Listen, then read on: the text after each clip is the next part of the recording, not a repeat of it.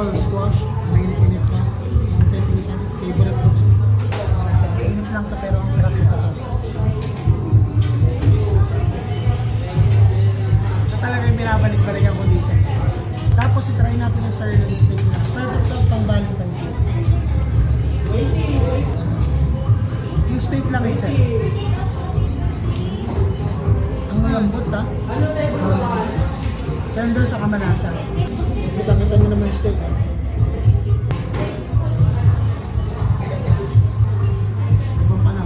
Shrimp rigatoni. Tikman mo nga ang lasa ng shrimp rigatoni for our date.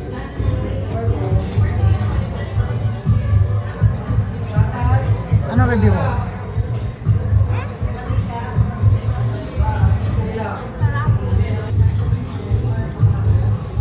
Tikman na rin natin itong rigatoni. Rigatoni, ganito yung sauce niya at yung pasta niya. Tapos shrimp.